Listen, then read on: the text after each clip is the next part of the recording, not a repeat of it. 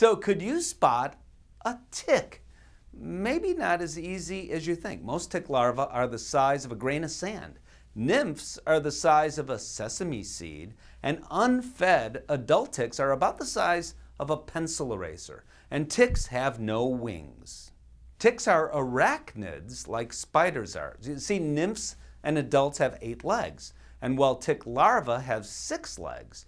Until they have a meal, which is blood, ticks are flat and oval. There's a lot of tick information. However, once they eat, which again is a blood meal, they become larger and engorged. Ticks can be grayish, they can be white, brown, blackish, reddish, brown, or even yellowish in color. If there's something on your pet that looks like it has no head, it's probably a tick. What ticks do is they bury, you ready for this, their heads inside the skin of your pet while they feed, and what you're seeing is the rest of the tick.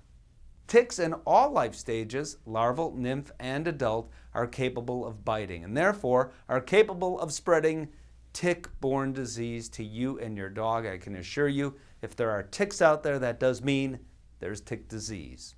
Some of the most common tick-borne diseases that affect dogs in the U.S. include, but are certainly not limited to, Lyme disease, Rocky Mountain spotted fever, ehrlichiosis, tick paralysis, and anaplasmosis. So what's the risk of encountering a tick or ticks?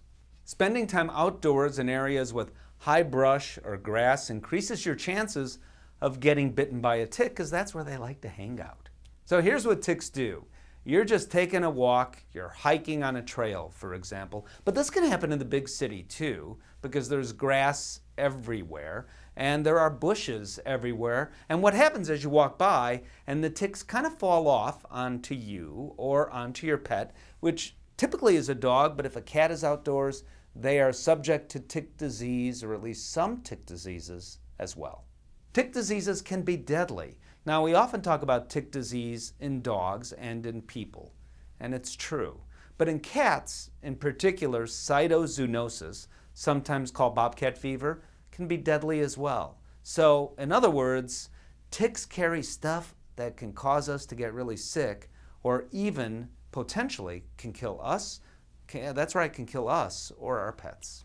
One thing you can do, one thing you should do, is daily check your pets for ticks. Reduce tick habitat if you can in your yard. That's by keeping grasses well groomed and keeping the weeds away.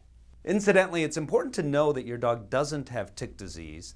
The IDEXX Snap 4DX Plus, that's a simple way to do that. And sometimes dogs aren't feeling so great. They may have tick disease and you may not know it. So that is step number 1, really. If you find a tick on your dog, remove it immediately. And as usual, prevention is the best medicine.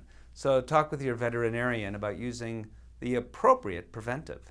And some tick products also prevent fleas, so that's a good thing. It's double the protection and you're spending the same amount of money. I'm all for value. The thing is, make your decision about the appropriate tick preventive by talking to your veterinary professional. There is no other way to do it. So don't go into a big box store and say, oh, this package looks really nice.